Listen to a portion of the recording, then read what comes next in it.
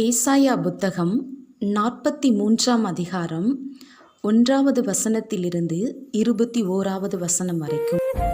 இப்போதும் யாக்கோபே, உன்னை சிருஷ்டித்தவரும் இஸ்ரவேலே, உன்னை உருவாக்கினவருமாகிய கர்த்தர் சொல்லுகிறதாவது, பயப்படாதே, உன்னை மீட்டு கொண்டேன், உன்னை பேர் சொல்லி அழைத்தேன், நீ என்னுடையவன்.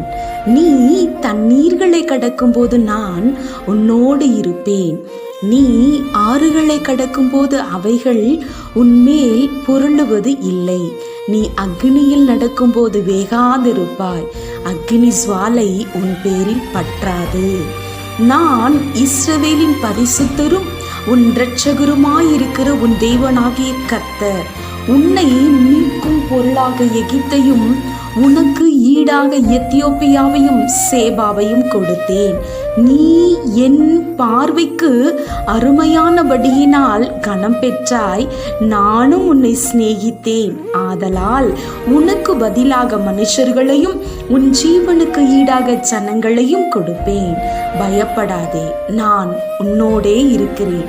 நான் உன் சந்ததியை கிழக்கிலிருந்து வர பண்ணி உன்னை மேற்கிலும் இருந்து கூட்டி சேர்ப்பேன். நான் வடக்கை நோக்கி கொடு என்றும் தெற்கை நோக்கி வைத்திராதே என்றும் சொல்லி தூரத்திலிருந்து என் குமாரரையும் பூமியின் கடையாந்தரத்திலிருந்து என் குமாரத்திகளையும் நான் என் மகிமைக்கென்று சிருஷ்டித்து உருவாக்கி படைத்து என் நாமம் தரிக்கப்பட்ட யாவரையும் கொண்டு வா என்பேன். கண்களிருந்தும் குருடராயிருக்கிற ஜனத்தையும் காதுகளிருந்தும் செவிடராயிருக்கிறவர்களையும் புறப்பட்டு வர பண்ணுங்கள். சகல ஜாதிகளும் ஏகமாய் சேர்ந்து கொண்டு சகல ஜனங்களும் கூடி வரட்டும். இதை அறிவித்து முந்தி சம்பவிப்பவைகளை நமக்கு தெரிவிக்கிறவன் யார்? கேட்டு மெய்யென்று சொல்லக்கூடும் படிக்கு அவர்கள் தங்கள் சாட்சிகளை கொண்டு வந்து யதார்த்தவான்களாய் விளங்கட்டும்.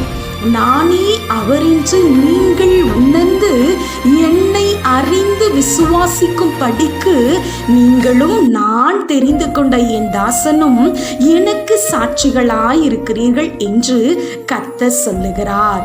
எனக்கு முன் ஏற்பட்ட தேவன் இல்லை, எனக்கு பின் இருப்பதும் இல்லை. நானே கர்த்தர், என்னை அல்லாமல் இரட்சகர் இல்லை. நானே அறிவித்து ரட்சித்து விளங்க பண்ணினேன். உங்களில் இப்படி செய்யத்தக்க அந்நிய தேவன் இல்லை. நானே தேவன் என்பதற்கு நீங்கள் எனக்கு சாட்சிகள் என்று கர்த்தர் சொல்லுகிறார். நாள் உண்டாகாததற்கு முன்னும் நானே இருக்கிறேன். என் கைக்கு தப்புவிக்கத்தக்கவன் இல்லை. நான் செய்கிறதை தடுப்பவன் யார்? நான் உங்களுக்காக அரண்களெல்லாம் இடிந்து விழவும் கல்தேயர் படவுகளிலிருந்து அலறவும் செய்யத்தக்கவர்களை பாபிலோனுக்கு அனுப்பினேன் என்று உங்கள் மீட்பரும் இஸ்ரவேலின் பரிசுத்தருமாகிய கர்த்தர் சொல்லுகிறார். நானே உங்கள் பரிசுத்தராகிய கர்த்தரும் இஸ்ரவேலின் சிருஷ்டிகரும் உங்கள் ராஜாவுமானவர்.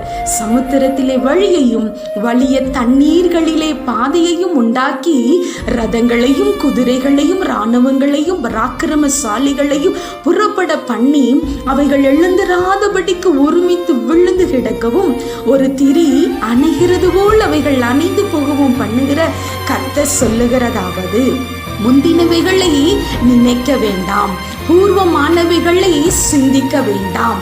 இதோ நான் புதிய காரியத்தை செய்கிறேன், இப்பொழுதே அது தோன்றும், நீங்கள் அதை அறியீர்களா?